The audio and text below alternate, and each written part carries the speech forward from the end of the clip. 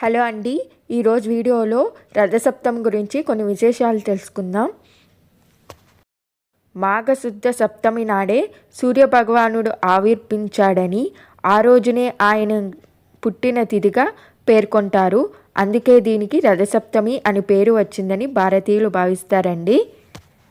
రథసప్తమి రోజు సూర్యోదయానికి ముందుగానే స్నానం చేసి పురుషులు 7 జిల్లేడు ఆకులు, మహిళలు 7 చిక్కుడు ఆకులు తల మీద పెట్టుకొని స్నానం చేయాలి అంటారండి. రథసప్తమి రోజు సూర్యకిరణాలు పడే చోట తూర్పు దిక్కున తులసి కోట పక్కగా ఆవు పేడతో అలికి దానిపై పిండితో పద్మం వేసి పొయ్యి పెట్టి పిడకలు అంటించి పాలు పొంగించి పరవాన్నం చేయాలండి. తులసి కోట ఎదురుగా చిక్కుడుకాయలతో రథం చేసి చిక్కుడు ఆకులపై పరవాన్నం ఉంచి దేవుడికి నైవేద్యం సమర్పిస్తారు. ఈరోజు దేవుడికి ఎరుపు రంగు పూలతో పూజిస్తే మంచిది. చిమిలి ఉండలు దానం చేస్తే సకల శుభాలు చేకూరుతాయి అంటారు. అలా చేయడం వల్ల ఆరోగ్యం వృద్ధి చెందడమే కాదండి, దీర్ఘకాలిక వ్యాధుల నుంచి కూడా ఉపశమనం లభిస్తుంది అని అంటారు.